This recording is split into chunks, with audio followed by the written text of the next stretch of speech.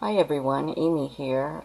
Tonight I am finally doing my chronic fatigue syndrome, or CFS slash myalgic encephalomyelitis, or ME awareness video. I'm a few days late from Awareness Day, May 12th, but that doesn't really matter. I actually, the other morning in bed, recorded an audio that went for over an hour, and it took hours for me to upload from my phone to my computer, and once I finally did, and I uploaded it to YouTube and my video editing software, somehow there was no sound.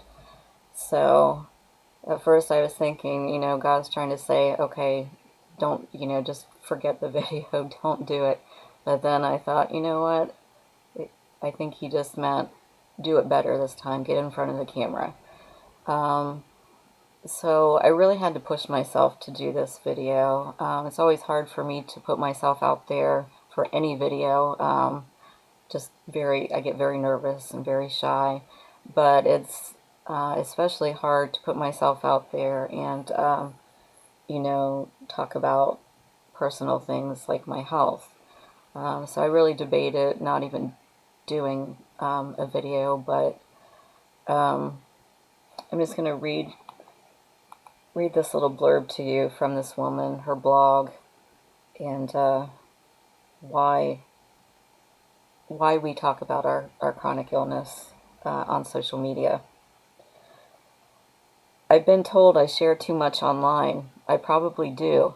Since I woke up with a headache on October 28, 2013, that's never gone away, I've posted many of the details of my ongoing journey with chronic pain, diagnosis, and treatment. My symptoms have increased to affect my whole body, and I have become systemically ill, so I've continued to share the ups and downs of my situation, as well as some of the wisdom I've gleaned along the way. I'm careful about what I post. I have set limits for myself in terms of how detailed or graphic I get.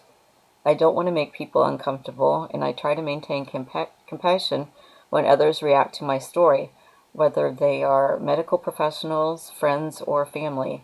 Above all, I strive for a positive spin. That's just inherently who I am. I need that for myself as much as I hope to help others stay positive as well. Still, I have made a conscious decision to be fully open and authentic about my journey with chronic pain online, even when it might be off-putting to some, even when I worry about what people might think or say about me, what it might mean for future personal or professional relationships. Here's why. 1. I'm helping myself and others. First and foremost, sharing about my chronic illness online began as a personal coping mechanism. Chronic illness is hard and isolating. I go days and sometimes even weeks when I am unable to get out of the house or even get out of bed. I spend a lot of time sitting in waiting rooms and on the exam table. I get lonely. Furthermore, chronic illness and pain are so misunderstood, and not just by the people in my community. I'm talking about medical professionals. I haven't always felt supported and validated by the people positioned to diagnose and treat me. I've learned that because of many uncommon diagnoses, I am fighting an uphill battle every time I see a new doctor who may or may not have even heard of my symptoms. This just adds to isolation. Also, posting online is easy. I need people to understand what I'm experiencing and what I continue to go through. But sometimes it's hard to have to talk about it over and over again in person. But when I post online, I can still engage with people's comments and feel supported and less alone in my struggle. Casey O'Brien's, a writer and journalist with chronic illness, writes that it helps me feel less alone and find connection with other warriors. I have also connected with so many others with chronic illnesses, all incredible people I might never have met otherwise. More than that, chronic illness has become a part of who I am. There's no denying that. My life has been greatly impacted by it. I have always strived to be real and vulnerable on social media, and discussing my health lets me do that. It would be easy to try and hide it, to feel ashamed or embarrassed by my pain and in the way it has affected my life. But by being open online, I declare that it is part of me that I don't have to keep secret. I also believe that posting helps others in the same situation. It's even become a part um, of my professional identity as a writer. Chronically ill blogger Leon John says, I started to write in order to connect with others in similar circumstances to my own, as well as raise awareness of what it is like to be ill and live without a diagnosis. Now I receive comments on my blog from others thanking me for eloquently putting into words what they are going through. It makes it all worthwhile. Being able to tell my story openly and knowing that others find comfort in my experiences is incredibly meaningful for me. Not only does it prove that my experiences matter, that I matter, but it proves that I can also inspire others. It's something positive that has come out of all of my struggles, something I can hold on to and remind myself on even my worst days. Social media has also allowed me to teach others about what it is like to live with a chronic illness. Carrie Kajewski is a freelance writer and blogger who writes about chronic illness. She explains, I was born blind, but I have chronic kidney disease and chronic pain. I write about all of these things because the world is made up of all kinds of people, and we all deserve to be heard. There is far too much silence and shame out there, and plenty of misinformation to go around. Those of us who know because we live it should write about it. And then, it's inevitably difficult for someone who hasn't experienced chronic pain or illness to know what it is like to live this way every day. Advocating for ourselves is a challenge, as we are often met with doubt and even suspicion by the people in our lives, whether it be friends, family, or even medical professionals.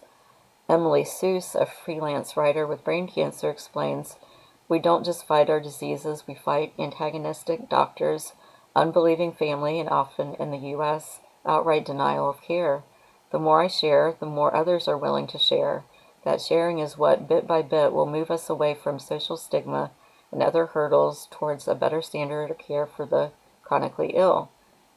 I have so many experiences in my personal relationships and medical care that could have been greatly improved if the person I was interacting with had had a better understanding of what I was going through. By talking openly about my life and condition, I can contribute to this destigmatization and help to make the world just a little easier for people like me. Let's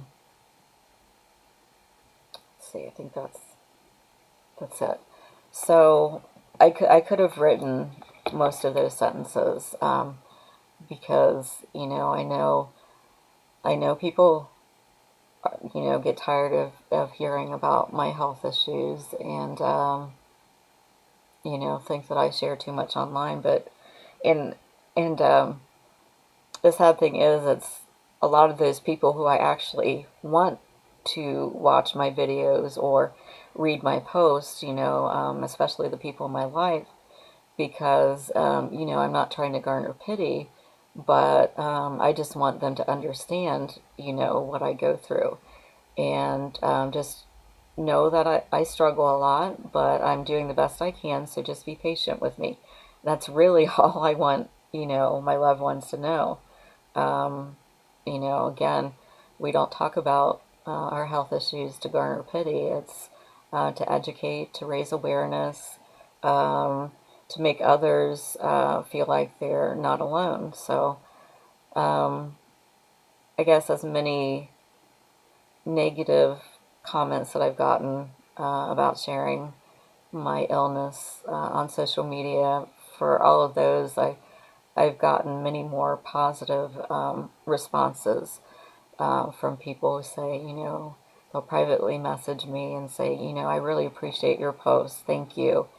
And sometimes I'll write a post about, something that I'm going through, and then I'll see a little bit of a ripple effect, and maybe one of my Facebook friends will kind of open up about a similar issue they're having. So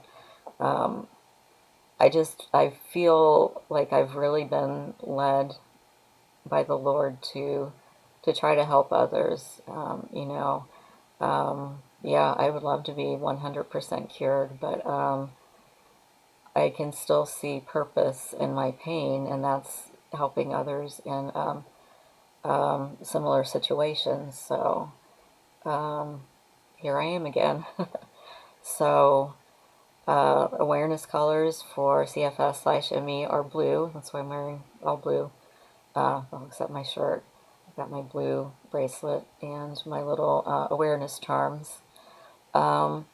So I think I've told my story a little bit, how I got sick, but just kind of glossed over it, I think.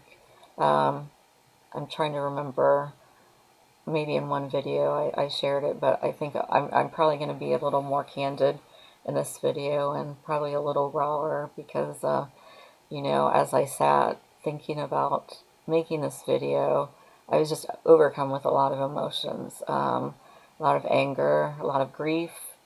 So I'm probably not going to hold back a lot on this video. So first I'm going to share my story. So I was never really healthy as a kid. I didn't have anything major, just you know, sore throats, you know, strep throat, bronchitis. Then once I got to high school, things kind of tapered off. I don't think I really got any sicker than anybody else, except I had horrible migraines. But as far as, you know, catching something, I really didn't get sick a lot. And then I went to college, and I don't know that I got sicker per se than other people, but walking around campus, you know, in the rain and the snow, and my freshman year, I lived in, I think it was essentially the basement of the dorm that I lived in, and it was hot year round, so I would have to sleep with my window open and a fan on, even in the winter time, which couldn't be good for my health. And then I think later on in college, you know, I started to be overcome by this really horrible fatigue. And I worked in the administrative building on campus, and it was one of those big old buildings with the, you know, flights of tall wooden stairs. And man, I had to go up those day in and day out, you know, and it nearly killed me. I remember one day walking up the stairs to the copy machine. I'm like, God, I would just really like to check into the hospital for exhaustion and sleep. And then, meanwhile, while I was in college, I worked out and danced fanatically. That was my escape. And so I sustained injuries, workout injuries, that I still have to this day. And I believe that's probably what triggered my fibromyalgia as well. But I remember talking to one of the women in my building who worked there, and she was talking about her son was going through all these tests, and they thought it was chronic fatigue syndrome. And I'm thinking, yeah, that really sounds like what's going on with me. I managed to graduate, and then I worked briefly with children and adolescents with emotional issues, and teenagers with chemical dependency issues. And then it still wasn't positive what I wanted to do. You know, originally I wanted to go into, you know, profiling with the FBI, but I couldn't do that, so I was trying to figure out another route. So I ended up working at a law firm as a receptionist and secretary, because at that point I was thinking about blending law with psychology. So I sat right, you know, right up in the front, you know, in the building, and I was right by the door. People coming in, coming and going, you know, so snow, rain, whatever. And so this was 1993, a year after I graduated. So in February of 1993, I went to a rock concert with friends, and it was raining really hard that day, and I didn't I didn't drink anything that night. I didn't eat anything. I didn't kiss anybody. I didn't ingest anything. Um, you know, mono, that kind of thing. But the next morning I woke up with a really bad sore throat. I don't remember all of my symptoms except my throat. And so it was weird when I swallowed, I was having difficulty swallowing when my lymph nodes were all messed up. And you could actually hear like that thumping reverberation in my throat. And I actually have that to this very day. And my lymph nodes were very sore and on the side of my neck, right where it felt like, my lymph nodes were swollen. And to this day, they're still sore every day. And I still have difficulty swallowing. And I can't talk for very long, which probably surprises a lot of people. And I can't sing because it makes my throat ache. But I started to get a little better, went back to work, and then, like a dummy, I went to another concert in March and got even sicker. Now, at this point, I felt like I had mono. Um, to this day, I think it was either mono or just a very bad virus of some sort. Um, I was so fatigued that I did not have the energy. I was laying on the couch, but I didn't even have the energy to like watch TV, lay there and watch TV. It was a bone crushing fatigue, um, which is a lot like what I experience now with the chronic fatigue syndrome. But I went. Oh, I forgot to mention that. When I first got sick with this throat issue, I would actually have to take my fingers, push my neck, like actually rearrange my throat and my neck to swallow properly. And like I said, I still have issues with that, swallowing and everything. Um, so, my throat wasn't getting any better, and I kept, I kept going to the doctor, because the sore throat would get worse, and kept trying to tell them, look, it's not normal that, I'm having this constant sore throat, and do I have scar tissue down there? What's going on? And I was dismissed pretty much, and they would just throw more antibiotics at me, which um, I really learned the hard way um, how dangerous antibiotics can be. Too many, and that really negatively impacted my health as well. So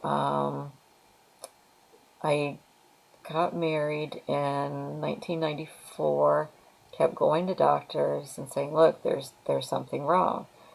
Um, Kept getting dismissed, more antibiotics, more medicine, and I finally had to. Oh, and one thing, I like in 1 year I had I think 6 bouts of really really bad strep throat, um, and it was just really bad. And then I got married in '94, and on my honeymoon I got one of the worst sore throats that I had ever had. I still, had the old throat issues, from when I first got sick, but basically, you know, um, going in from the pool to the hotel, being wet and to cold, and just all the preparation of planning a wedding, and then we bought a house. It took me a while to realize the cycle of what kept making me sick. Um, but in '96, after I did a lot of research, finally went to a really good doctor, and I said, look, I really think that I have chronic fatigue syndrome and fibromyalgia. And he did a bunch of tests, Trying to remember, Lyme disease, lupus, AIDS, different types of cancer, MS, Hep C. Trying to remember what else. Just a lot of different tests, basically to rule out, all of those, because there really is no definitive, to this day, there's really no definitive test for chronic fatigue syndrome. It's pretty much an elimination game of what you don't have, and then what you're left with is just a group of symptoms, and you're like, hey, well, we think that it's chronic fatigue syndrome. And part of the stigma associated with CFS and ME is the blame of the medical community. There are so many people in the medical community who don't believe in CFS, and oh, it's just in your head. You can do anything you put your mind to. It's just like, I'm not making up an immune dysfunction in my body. I'm not making up an autoimmune disorder. I legitimately get sick when I overexert myself. And, I can't make that up, or, I can't make that happen or whatever. It's not psychosomatic. And kind of to give you an example of some of the damage that the medical community can do, I gotta put my glasses on. I've been doing a lot of reading, so my eyes are all blurry. This is from the Mayo Clinic, of all places, and this is the overview. Chronic fatigue syndrome, CFS, or ME, is a complicated disorder characterized by extreme fatigue that lasts for at least 6 months and that can't be fully explained by an underlying medical condition. The fatigue worsens with physical or mental activity, but doesn't improve with rest. Okay, so all that they really mentioned was fatigue. And then they said other characteristic symptoms include, again, they're kind of focusing on the sleep again, sleep that isn't refreshing, difficulties with memory, focus, and concentration, dizziness that worsens with moving from lying down or sitting to standing. This condition is also known as Myalgic Encephalomyelitis, ME. Sometimes it's abbreviated as ME/CFS. The most recent term proposed, this is still a bad name, Systemic Exertional Intolerance Disease, SEID. You're probably like, what the heck is that? That basically means what I just said a few minutes ago, that when we overexert ourselves, whether it be physically or mentally, we flare up, we have a flare. And that's what I didn't know, that year that I had strep throat for, like 6 times, really bad cases. I didn't know it was because I was overdoing it. And when I say overdoing it, for me, that could be just doing a few chores around the house, like running the sweeper or doing a few dishes. And then what happens when you overdo it, you start to have a flare, and my body will let me know when it's time to stop. I'll start to get a sore throat and cold-like symptoms. Even worse fatigue than usual, kind of stuffy, runny nose. My lymph nodes kind of all over my body will start getting really sore. And if I don't rest, then I'm going to get really sick, like end up in the ER, or, at least pretty much on the couch for the next few days. So that's what that means. It's still a horrible name. The cause of chronic fatigue syndrome is unknown, although there are many theories, ranging from viral infections, which is what I believe happened with me, to psychological stress. I don't really know about that. Some experts believe chronic fatigue syndrome might be triggered by a combination of factors. There's no single test to confirm a diagnosis of chronic fatigue syndrome. You may need a variety of medical tests to rule out other health problems that have similar symptoms. Treatment for chronic fatigue syndrome focuses on improving symptoms. Symptoms can vary from person to person, and the severity of symptoms can fluctuate from day to day. Signs and symptoms may include fatigue, problems with memory or concentration, sore throat, headaches, enlarged lymph nodes in your neck or armpits, unexplained muscle or joint pain, dizziness that worsens with moving from lying down or sitting to standing, unrefreshing sleep, extreme exhaustion after physical or mental exercise. Keep in mind, this is from the Mayo Clinic, and they really, I think, should know more about chronic fatigue syndrome. This is what they say: when to see a doctor. Fatigue can be a symptom of many illnesses, such as infections or psychological disorders. In general, see your doctor if you have persistent or excessive fatigue. That's it. They focus on the fatigue. I'm just like, are you serious? There is just so much more, to this illness than fatigue, and inevitably you'll have people say, "Oh, I get tired too." I'm like, yeah, no, sorry, you don't. Not like this. This is, like I said, this is bone crushing fatigue. I mean, there are times when I am so fatigued that even lying in bed is almost painful. It's hard to describe. It almost takes too much effort.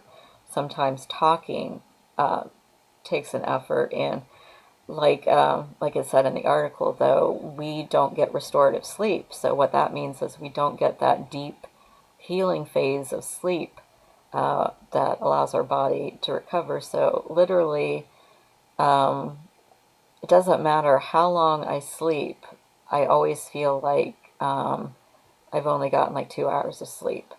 And the hardest part of my day or night, whatever, whenever I get up, is making myself get out of bed. I cannot even tell you how hard that is, but just imagine if you've only had 2 hours of sleep and you've got to get up, and I try to help people understand what CFS is like.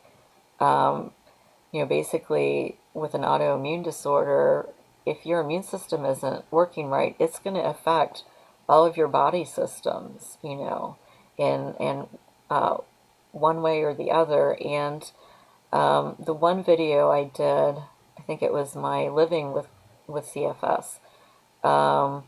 This was kind of morbid, but I took a blank autopsy sheet where they have the body form, the front and the back, and then I typed in all of my symptoms with lines going to different places in the body, and man, it got filled because I have a myriad of symptoms throughout the day. I'm not going to go through them. I mean, you can look at my other video.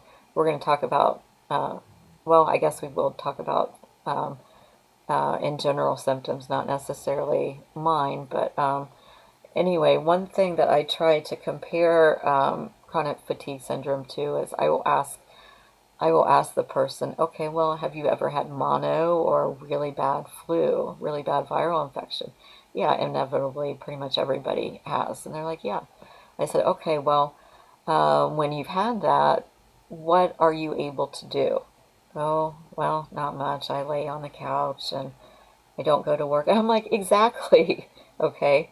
That is life with chronic fatigue syndrome, except for a person with a healthy immune system.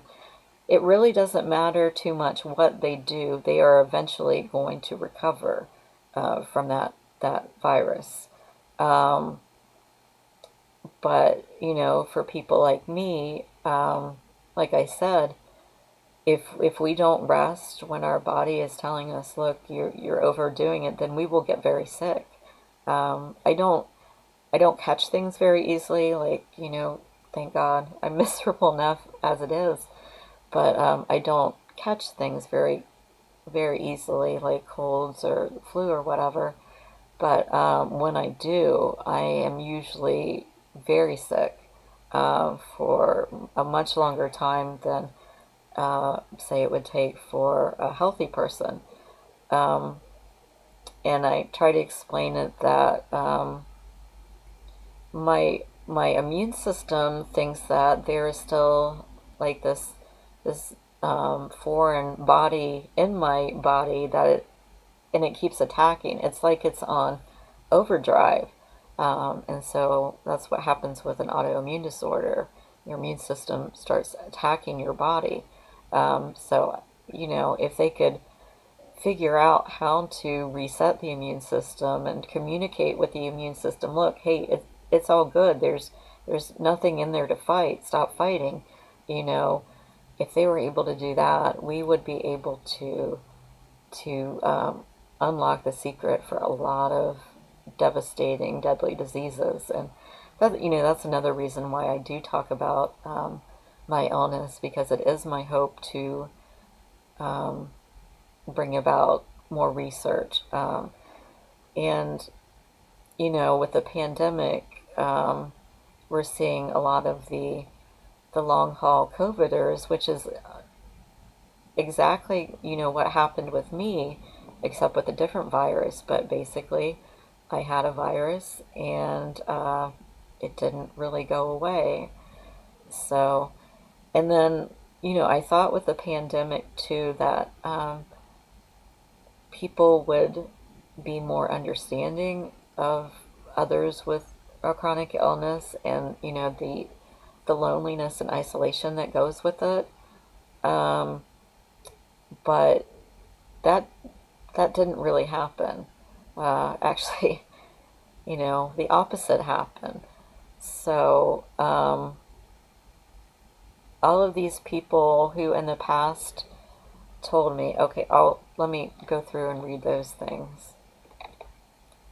Um, some of the things that people, the really mean, hateful things that people say to me and others with chronic fatigue syndrome.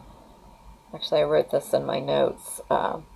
Imagine if you have a debilitating disease whose symptoms mimic those of cancer, MS, lupus, AIDS, and other devastating diseases. But instead of being met with support or encouragement, you're met with, okay, I'm going to read this. Let's see. Some of the things that people will say. Oh, no.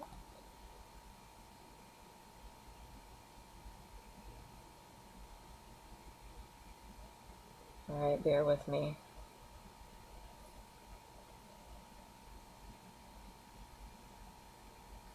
All right, for some reason it's not. I'm sorry, it's not pulling up for some reason. Okay, well, I really actually don't need to read from anything. I can tell you on my own what people have said. So they'll say things like, "Well, at least you don't have such and such. There are people who are a lot worse off than you." Let's see. You're just focused on your symptoms too much. You just want attention. Um, you're just looking for pity. Just think positive. You're obsessed with making money. Okay, well, yeah, money is kind of important. To pay bills and everything, you need money to live. And I'm not able to work outside of the home, like on a regular basis. So, I have to resort to, doing different things I can from home. And it's really scary. And I guess I should probably interject this, that there's a lot of anger and grief over the things that we have lost in our lives, careers, the ability to take care of ourselves financially, to take care of our families. financially. We've lost our dreams or ability to have children. Um, so, you know, people just say these really mean, hateful things that they would never say to someone who has MS or cancer or lupus or MS. And I've had people take great offense when I've tried to compare my suffering to other diseases. And it's not that I'm trying to trivialize any disease, but I'm just trying to get people to understand, why wouldn't I suffer just as much if I have all of these symptoms? Um, Let me see if I can pull this up. Um, okay, I really wanted to show you this, but I don't want to try to switch off and lose my stream. So I was going to pull it up on my phone. Maybe I did. Let's see. Oh, okay. Now the article, the harmless or the harmful things that people say, has popped up. Let's see. Okay, well, I thought I did. Let's see. Yeah, my phone's not cooperating. But anyway, this page is from St. Luke's Hospital in Chesterfield, Missouri. And the title of the article is Conditions with Similar Symptoms as Chronic Fatigue Syndrome. So what it does is it will list a symptom, and then below it are other conditions or diseases which have the same symptoms. So, for instance, allergies, similar conditions, sinusitis. Next symptom, chills, similar conditions, cellulitis, anything from cellulitis to lung cancer, tuberculosis. And for each of these, I'm going to highlight the most serious illnesses out of there. And again, a lot of these symptoms, so pretty much all of these symptoms are ones that I have. So again, why would I not suffer the same as someone else who has the symptom, regardless of what condition or disease I have? Lack of concentration, congestive heart, similar conditions, congestive heart failure, Alzheimer's, brain cancer, fatigue, another symptom, similar conditions, bone cancer, cirrhosis, cystic fibrosis, let's see, systemic lupus, Jeezy Pete.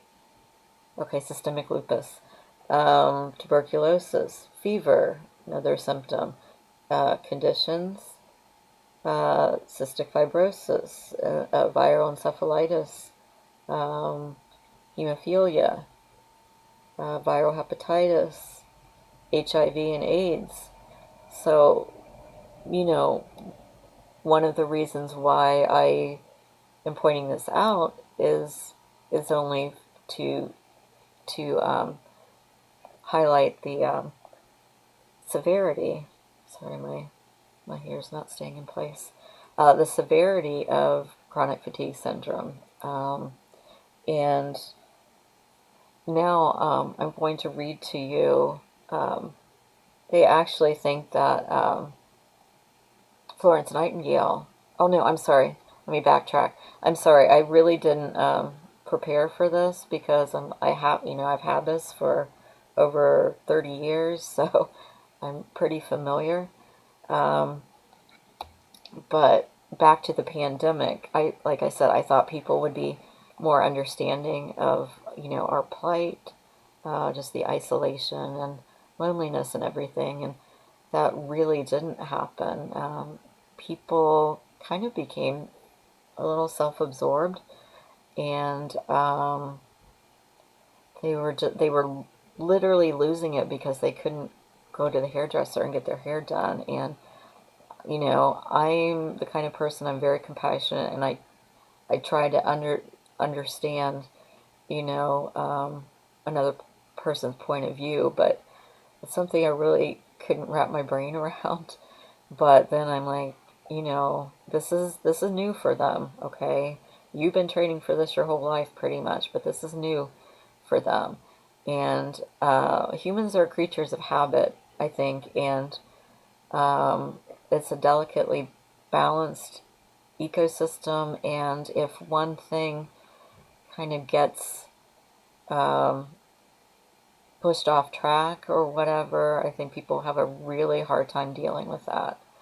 Um, and then I think some of these same people who probably told chronic illness people like me, oh, you just think positive thoughts, and you're obsessed with making money. And so I, I kind of had some not so nice thoughts that I wanted to say, but I didn't.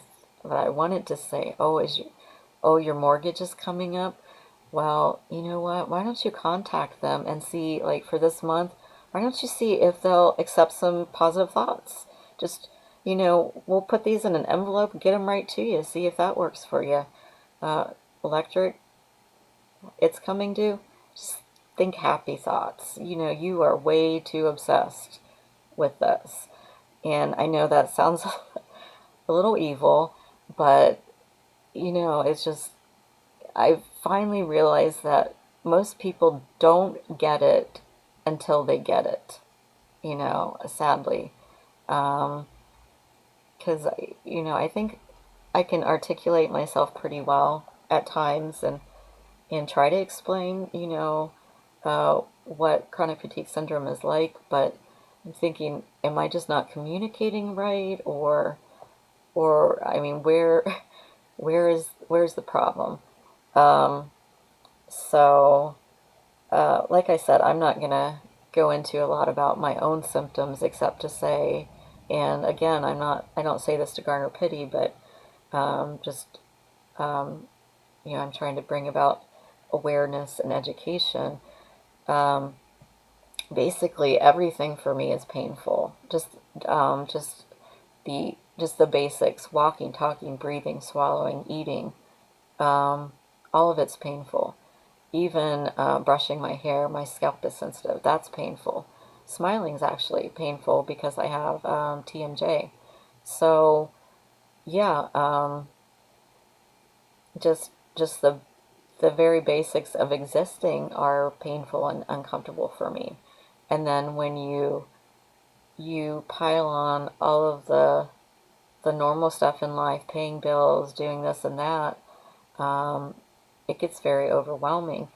And I've been sick with this for over 30 years, and I know there are probably other people out there like me, but it's actually pretty unusual for someone to have this for so long. And the reason why is because there's a very high suicide rate among people with chronic fatigue syndrome, myalgic encephalitis. Um, because there is no cure, and it gets really, really hard to suffer day in and day out. I read a statistic that the average age of suicide among people like me are it's usually by the age of 41. Well, I'm 51, so um, dealing with being sick and miserable and uncomfortable every second of every day gets hard. And yeah, I'm not going to lie, I've been close to suicide many, many, many times. I'm sure I will be close again, but I feel like I'm still here on Earth to try to help other people. That's really important to me. Trying to think, there was there was something else that I wanted to cover. Look at my notes here. Oh, okay. Yeah. So, I'll be honest. Yeah, it's hard to suffer, but I will tell you the most, and I'm going to try not to cry because that'll just make me mad. The hardest part of living with this illness is um, loss of so-called friends, uh, loss of spouses, who blame it on your illness. Um, I have lost so many so-called friends who abandoned me because they thought that I was being negative and wanting attention and being insensitive to others, which, anybody who knows me knows I care more about other people than I care about myself. So, yeah, I really don't know how anybody could ever think that I'm not cognizant of other people's suffering. Um, so, yeah, one of the hardest things is losing people who abandon you because, um, like I said, there's no cure, but for me, the very best thing that makes me feel like I'm invincible and I can do anything, even if I can't, is a strong support system, friends and family. Um, you can't believe how much a little encouragement or just a few positive words go a long way, and that's really, really what the best thing I can recommend to help people get through any illness is or any struggle in life is having a strong support system. Um, it just makes a world of difference. And I know there are so many people out there who are genuinely alone and they don't have family and they don't have friends. And um, I really don't know how they get by. Um, so yeah, one of the hardest things is losing people. And those have been by far some of my biggest heartbreaks in life. That just completely broke me in ways that nothing else ever has. And I'm sure it'll happen again.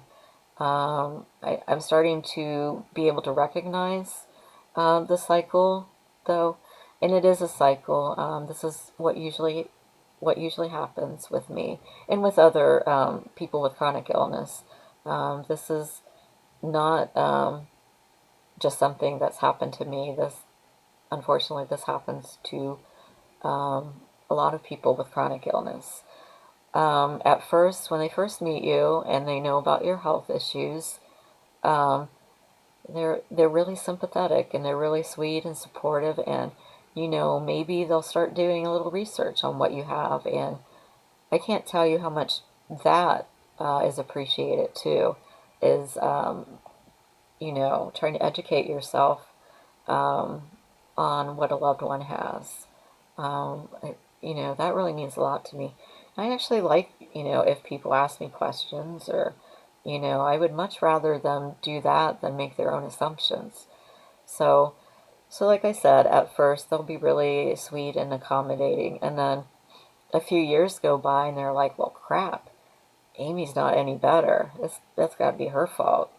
She's not doing what she needs to be doing, or she's doing things she shouldn't be doing. They start to get resentful because they're like, well, we're suffering too. Things aren't perfect for us. And I'm like, I never said they were. I'm aware of your suffering too, believe it or not.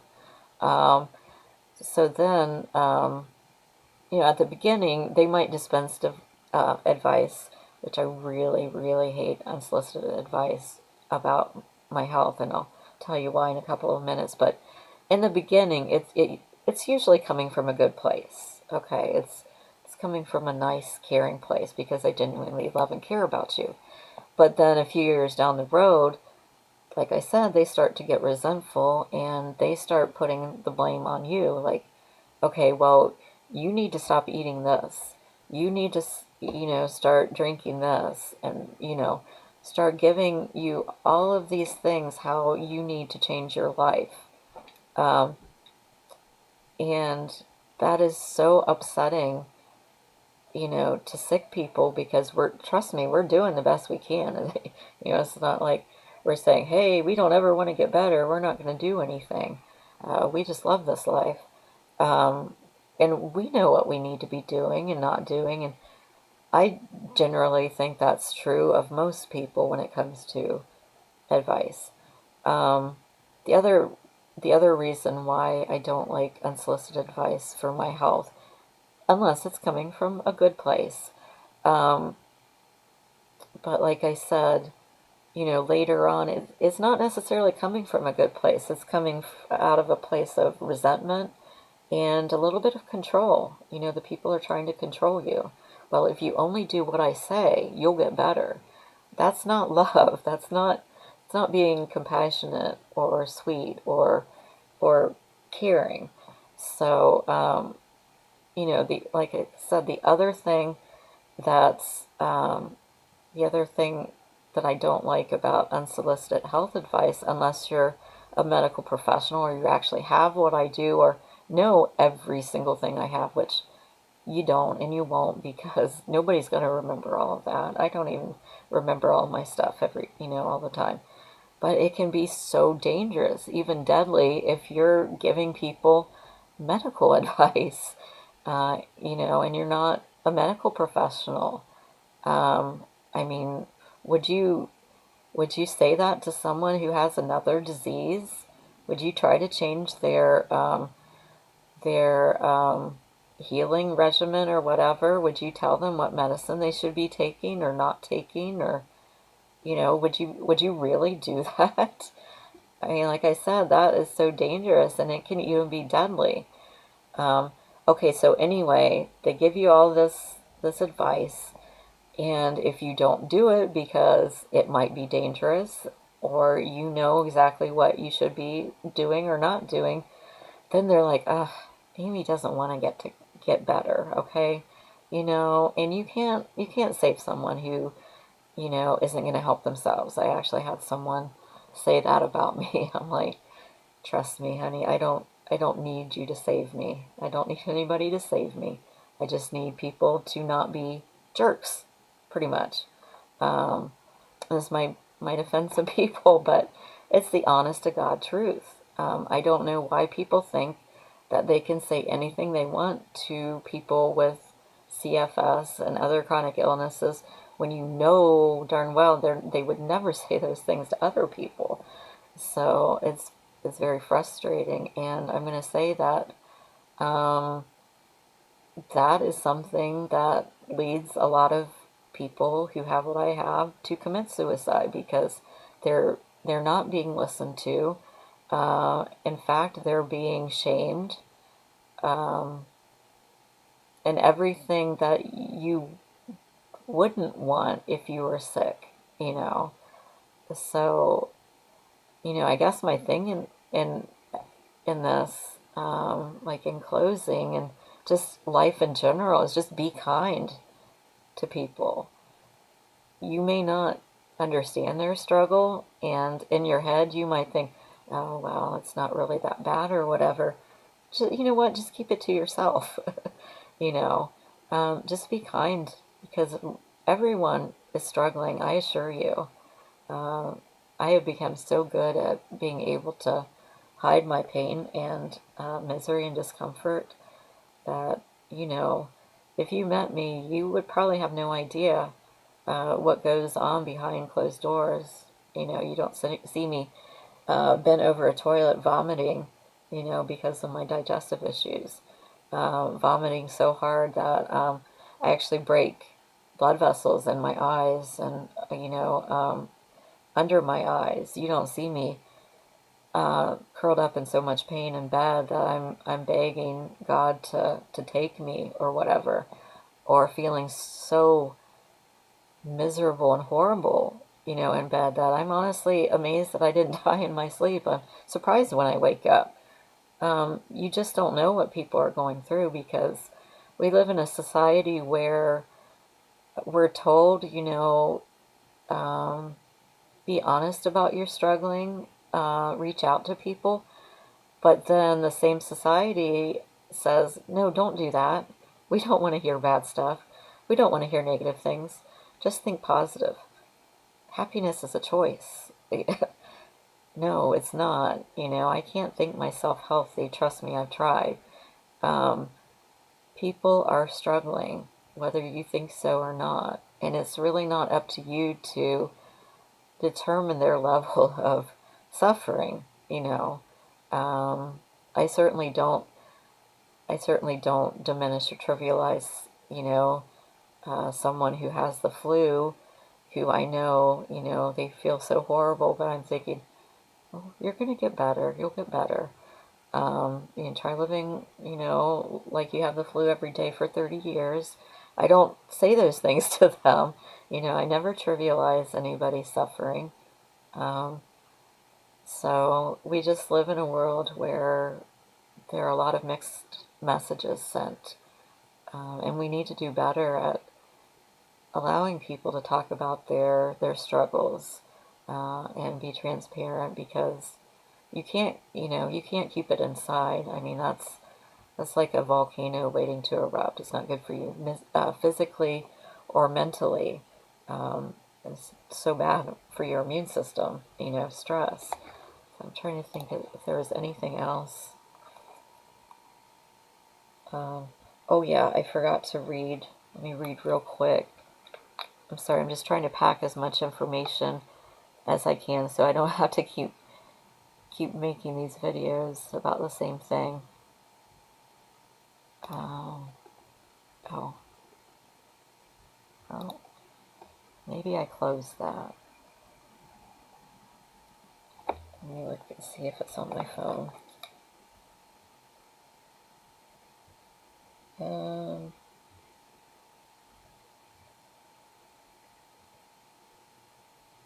I think I may have closed it. But basically, I was going to read kind of a little bit of the story of Florence Nightingale. Oh, here it is. Okay. So, I'm just going to read this to you. This article, it's from the White House Chronicle. It is time to add May 12th to our list of dates worth commemorating, especially for 1 million in the United States who suffer from chronic fatigue syndrome, also known as myalgic encephalomyelitis. This year marks 192 years since Florence Nightingale's birth in Florence, Italy, to wealthy English parents. As a young woman, she felt herself called to take up nursing. Later, her heroic work caring for wounded British soldiers during dark nights of the Crimean War earned her worldwide fame as the Lady of the Lamp. Nightingale is given credit for inventing secular and modern nursing because she recognized that troops were dying, not just from their untreated wounds, but also from malnutrition and dehydration. She followed up her war work by writing a landmark text for nurses and founding a training school in London. Her natural talent for numbers helped her keep detailed data on patients, and she ultimately won extra renown as a statistician. But from 1857, Nightingale found herself often disabled by poor health, which some suggest may well have been chronic fatigue syndrome, CFS. As a result, Nightingale now has been adopted as a kind of patron saint for this understudied disease. CFS sufferers here and abroad, 17 million, commemorate her birthday as a kind of rallying point, their own lamp in the dark. And the world of CFS is dark indeed, an abysmal place of unmeditated pain, disability, hopelessness, financial ruin, and sometimes suicide. I'm not going to read this part here because I don't want to offend anybody, really. I'll just move on. Everything about CFS is controversial. It has been on the medical agenda since 1934, when there was an outbreak centered on a Los Angeles hospital. Currently, 63 outbreaks have been documented, but still, what is not known dwarfs what is known. What is known is that it is a disease of the immune system related to, and in some cases, overlapping fibromyalgia, which I also have, a disease of the muscles. It also involves the neurologic and endocrine systems. The disease has broken out in startling clusters, locations in Nevada, Florida, New York, and California, among others, just in the 1980s. Its deadliness is slow and subtle. Studies suggest that it takes 20 to 25 years off the average sufferer's life, but there are no dramatic sudden deaths or gory symptoms to attract attention. Expert virologists such as Columbia University's Dr. Ian Lipkin agree that the disease may yet turn out to be viral, but the once exciting report from the Whitmore-Peterson Institute in Reno, Nevada, which is one of the first institutes to really focus on chronic fatigue syndrome. Anyway, they were once targeting the XMRV retrovirus as possible cause, but unfortunately had to be retracted for faulty science, which may or may not be true, I don't know. Doctors are slow to diagnose CFS because that is not the area of their practice. There is no easy diagnosis. At present, there are no bodily fluid tests, no imaging, no temperature transients, nothing. Just very sick people. Very, very sick people. Immune system studies, spinal fluid aberrations, and other biomarkers show promise that may be used to identify the disease someday. Probably 75% of CFS victims start with some flu-like disease. Maybe 4% of people who come down with mononucleosis will get CFS. Most sufferers' lives are turned upside down. Their first collapse comes without warning, usually following exercise. Although memory and verbal skill loss are often part of CFS, most victims remember exactly the day and time they were stricken. Lauren Hillenbrand, who incredibly has written 2 bestsellers, cannot leave her home and could not attend her own wedding. Deborah Woroff, a New York writer, has had CFS for 23 years. In September 2003 and all through 2004, she could do little more than lie on a living room couch. Woroff struggled back to the point of functioning a few hours a day, but 2 back surgeries in 2010 left her immune system at a record low level and brought on another long-term collapse. She's back to 2 or 3 hour spells of activity, but not on 2 consecutive days. I've lost half of my adult life, she says. These stories are multiplied a million times. Being a victim can include abandonment by families, spouses and lovers, friends and colleagues, workplaces, and insurance companies. Florence Nightingale shone a light of hope from her lamp in the ghastly Crimean hospital wards. CFS sufferers hope that the spirit of Nightingale will shine a loving light into the darkness of their disease, lost as they are in plain sight of the world around them. That's why one reason they call illnesses like mine invisible illnesses, because even though we may be disabled, you may not be able to tell by looking at us. And another thing I was going to say is it's terrible that it took a pandemic for the medical professionals to finally start devoting more research to post-viral infections such as CFS. And I'm happy. Obviously, I'm very happy that they're finally doing research, but then I'm also kind of bitter and angry that all of these years, people have suffered in silence and nobody has cared. There's actually more research done on male pattern baldness than there is chronic fatigue syndrome. And for whatever reason, I don't remember who it was, but years ago, there was a scientist who was specifically researching CFS/ME, and I believe he was told to stop. And that's a whole other video. But basically, people like me with CFS and a multitude of symptoms are cash cows. You just keep treating the symptoms. We've got like a million different symptoms. And fortunately, I don't take a lot of medicine, but there are people who that is pretty much their whole day, taking medicine and supplements. I feel like I do that a lot too, but not to the extent that many others do. Why would they want to stop research on autoimmune disorders? There's no money once you cure people. There's, if you look at everything you can apply everything to a business model. And any good business, you want return customers, repeat business. Once you've cured people, they're not coming back. So it's just, that's another hot button issue for me. And like I said, if they unlock the secret to one autoimmune disorder, they can very possibly unlock, the secret to cancer, to other autoimmune disorders. So, until my dying breath, I will lobby for people with, not just what I have, but, chronic illness in general, to get the word out there. So if you're still watching, thank you. And if you have chronic fatigue syndrome or fibromyalgia, please feel free to comment or get in touch with me because you're not alone. So thanks for watching.